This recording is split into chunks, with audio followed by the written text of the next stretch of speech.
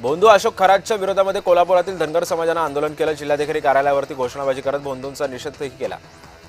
खरातशी संबंधित राजकीय नेत्यांचे राजीनामे घ्यावेत अशी मागणी सुद्धा त्यांनी यावेळी केली आहे। छत्रपती संभाजीनगर जिल्ह्यातील 93 गावांमध्ये पाणी टंचाईचा अंदाज आहे, त्यामुळे 35 कोटींचा आपत्कालीन आराखडा तयार करण्यात आला असून प्रशासनाने सध्या 292 टँकरचं नियोजन केलं आहे। बीडमध्ये पेट्रोल पंपावरती भर उन्हामध्ये रांगा लागलेल्या होत्या। शहरातील बहुतांश पेट्रोल पंप बंद होते। सलग सुट्ट्यांमुळे पेट्रोलचे टँकर बीडमध्ये पोहोचू शकले नाहीत, त्यामुळे ही परिस्थिती निर्माण झाल्याची माहिती प्रशासनाकडून देण्यात आली आहे। अमरावती जिल्ह्यातील धरण प्रकल्पांमध्ये 53.95% पाणीसाठा आहे। गेल्या वर्षीच्या तुलनेमध्ये पाणीसाठ्यामध्ये थोडी वाढ झाली, मात्र उन्हाचा तडाखा पाहता पाणी काटकसरीने वापरावं लागणार आहे असं सांगण्यात येत आहे। जळगावात भारत मुक्ती मोर्चातर्फे जिल्हाधिकारी कार्यालयावरती मोर्चा काढण्यात आला। ओबीसींची जातनिहाय जनगणना करण्यात यावी या मागणीसाठी मोर्चा काढण्यात आलेला आहे।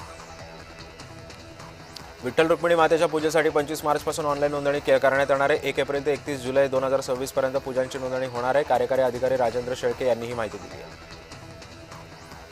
पुणे अहिल्यानगर महामार्गावरती बसला भीषण आग लागली। लोणीकंदजवळ पुण्याच्या दिशेने निघालेल्या ट्रॅव्हल्सला अचानकपणे आग लागली। चालकानं प्रसंगावधान दाखवत सर्व प्रवाशांना खाली उतरवल्यानं दुर्घटना टळली आहे।